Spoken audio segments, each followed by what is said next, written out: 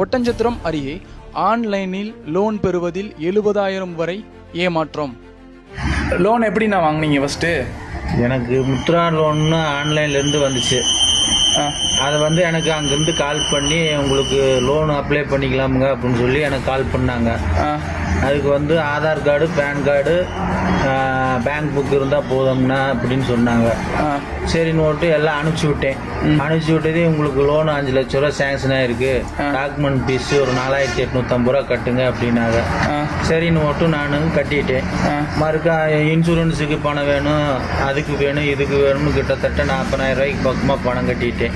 இப்போ மறுக்கா ஒரு மாதத்துக்கு பின்னாடி இப்போ மறுக்கா வந்து 2 டிவிக்கு பணம் கட்டுங்க, இதுக்கு இது கமிஷன் ஃபீஸ் கேட்குறாங்க. எல்லாம் கட்டி இப்போ 70,000 பக்கமாக கட்டிட்டேன். இது வரைக்கும் நான் எந்த லோனுமே ரிசீவே ஆக மாட்டேங்குது. இன்னைக்கு ஆயிரும் நாளைக்கு ஆயிரும்னு சொல்லிட்டு இருக்காங்க. அது ஒரே நம்பர்லேருந்து கால் வருதா, எப்படி வருது? பணம் ஒரே நம்பர்லேருந்து தான் வருது. ஆனால் நம்மளை கட்ட சொல்கிற அக்கௌண்ட் மட்டும் வெவ்வேறு அக்கௌண்ட்டு கட்ட சொல்கிறாங்க.